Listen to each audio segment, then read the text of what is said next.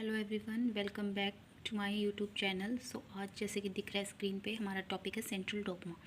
Central dogma क्या होता है? एक मॉलिक्यूलर बायोलॉजी का कॉन्सेप्ट है जो डिस्क्राइब करता है कि कैसे जो हमारी जेनेटिक इन्फॉर्मेशन है वो एक बायोलॉजिकल सिस्टम के अंदर फ्लो करती है।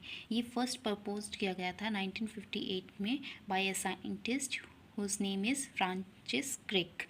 इस प्रोसेस जो होता है ये सेंट्रल डोग्मा ये आउटलाइन करता है कि जो इन्फॉर्मेशन स्टोर होती है डीएनए में वो कैसे यूज की जाती है प्रोटीन्स को प्रोड्यूस करने के लिए।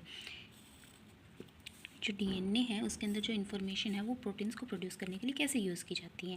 इसके अंदर हमें पता है कि प्रोटीन्स जो है वो जो सेल के सारे फंक्शंस है वो कैरी आउट करवाते हैं।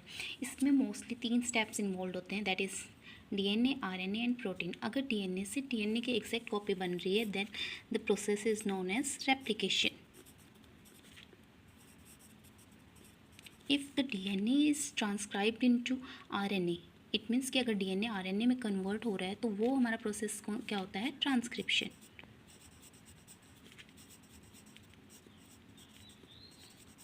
देन हमारा जब आरएनए कन्वर्ट होता है प्रोटीन के अंदर यानी कि ट्रांसलेट होता है प्रोटीन में, तो ये वाला प्रोसेस होता है हमारा ट्रांसलेशन।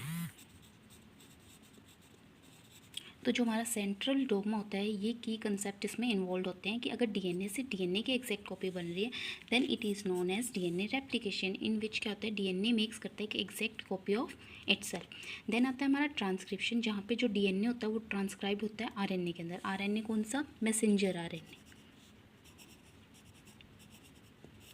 उसके बाद ट्रांसलेशन में क्या होता है हमारा कि जो आरएनए है वो ट्रांसलेटेड होगा प्रोटीन यानी कि पॉलीपेप्टाइड चेन में, जो क्या है फंक्शंस कैरी आउट करवाएगा सेल्स की। अगर हम बात करें डीएनए की, डीएनए स्टोर करता है हमारी जेनेटिक इन्फॉर्मेशन, ठीक है। तो डीएनए रेप्लिकेशन में क्या इन्वॉल्व हो जाएंगे, जैसे कि हेलिकेज एंजाइम हो गया, डीएनए पॉलीमरेज हो गया, लाइगेज हो गया, ये सब इन्वॉल्व हो जाएंगे। बाकी हम ये तीनों जो कॉन्सेप्ट है ये अलग से डिटेल में पढ़ेंगे। अगर सेंट्रल डोग्मा की बात करें तो और जो हमारे सेंट्रल डोग्मा में ये जो प्रोसेस होता है कि डीएनए की से अगर डीएनए की एग्जैक्ट कॉपी बन रही है तो उसको रेप्लिकेशन बोल रहे हैं, और अगर डीएनए से आरएनए नहीं बन रहा है तो उसको ट्रांसक्रिप्शन बोल रहे हैं, और अगर आरएनए से प्रोटीन बन रहा है तो ट्रांसलेशन। कई बार क्या होता है कि आरएनए से डीएनए फॉर्म होता है, जैसे कि रेट्रोवायरसेस जो है उनमें, तो उस प्रोसेस को हम क्या बोल देते हैं? रिवर्स ट्रांसक्रिप्शन बोल देते हैं, जिसमें कौन सा एंजाइम इन्वॉल्व होता है? आरएनए ट्रांसक्रिप्टेज इन्वॉल्व होता है उसके अंदर, और ये सिर्फ रेट्रोवायरसेस जैसे कि एचआईवी में हो गया उनमें देखने को मिलता है।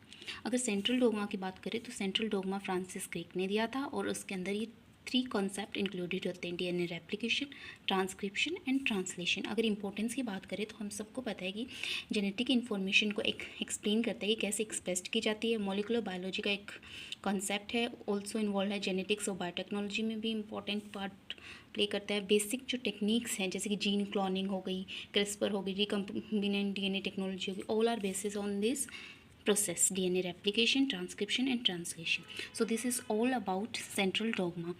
फर्दर जो इसके ये स्टेप्स है ये हम अलग से पढ़ेंगे डिटेल में। उसके लिए आप प्लीज़ सब्सक्राइब कीजिए, वीडियो को लाइक कीजिए और शेयर कीजिए। Thank you.